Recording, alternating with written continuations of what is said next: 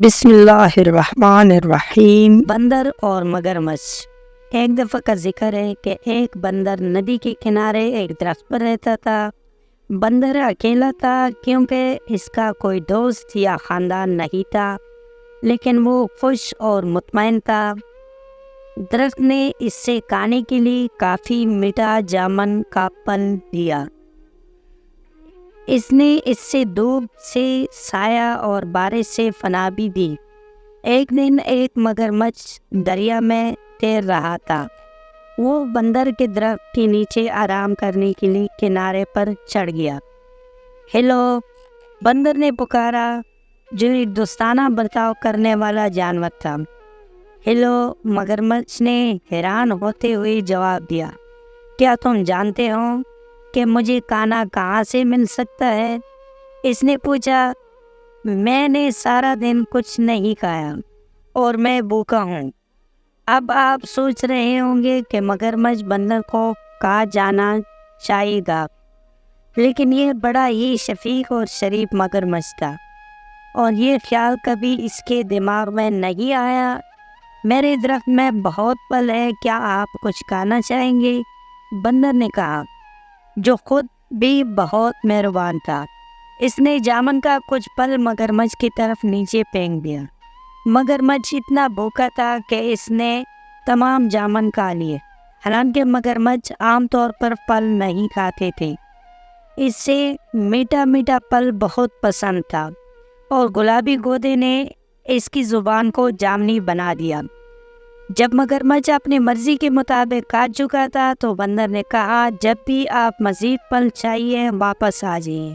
جلد ہی مگرمچھ ہر روز بندر کے پاس آتا تھا۔ دونوں جانور اچھے دوست بن گئے۔ وہ باتیں کرتے، ایک دوسرے کو کہانیاں سناتے اور بہت میٹھے جامن ایک ساتھ کھاتے۔ ایک دن مگرمچھ نے بندر کو اپنی بیوی اور خاندان کے بارے میں بتایا۔ بندر نے کہا، آج واپس جاتے وقت اپنی بیوی کے لیے بھی کچھ پھل لے جانا۔ مگرمچھ کی بیوی کو جامن بہت پسند آئے۔ اس نے پہلے کبھی اتنی میٹھی چیزیں نہیں کھائی تھی، لیکن وہ اپنے شوہر کی طرح مہربان اور نرم مزاج نہیں تھی۔ اس نے اپنے شوہر سے کہا کہ تصور کیجیے کہ بندر جب یہ جامن روزانہ کھاتا ہے تو اس کا ذائقہ کتنا میٹھا ہوگا۔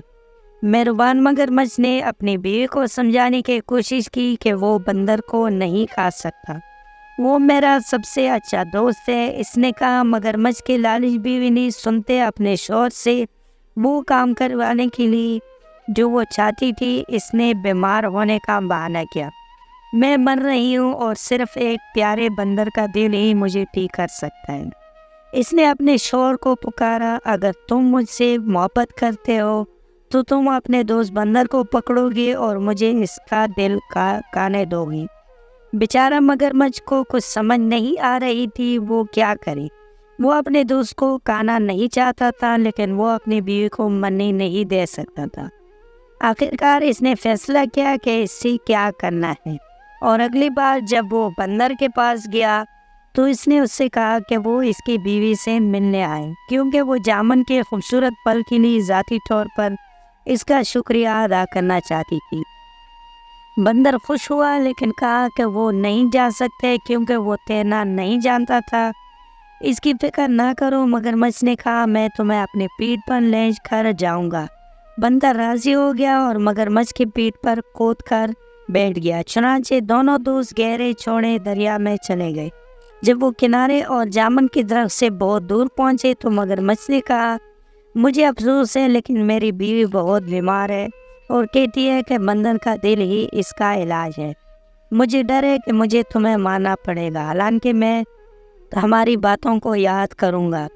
بندر نے جلدی سے سوچا اور کہا، پیارے دوست، مجھے تمہاری بیوی کی بیماری کا سن کر بہت افسوس ہوا۔ مجھے خوشی ہے کہ میں اس کی مدد کر سکوں گا، لیکن میں نے اپنا دل جامن کے درخت میں چھوڑ دیا ہے۔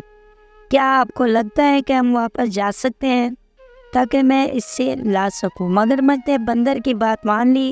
وہ مڑا اور تیزی سے تیر کر جامن کے درخت کی طرف گیا۔ بندر اس کی پیٹھ پر سے چھلانگ لگا کر اپنے درخت کی حفاظت میں چڑھ گیا۔ میں نے سوچا کہ آپ میرے دوست ہیں، اس نے پکارا، کیا تم نہیں جانتے کہ ہم اپنا دل کو اپنے اندر رکھتے ہیں؟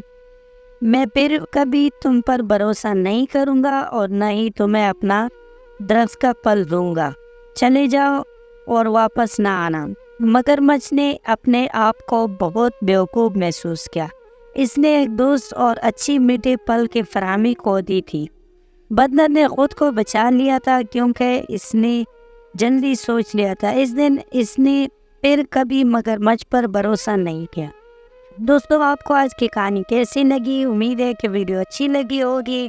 اگر ویڈیو پسند آیا ہو تو ہمارے چینل کو سبسکرائب کر لیں۔ ملتے ہیں اگلی ویڈیو میں، تب تک کے لیے اللہ حافظ۔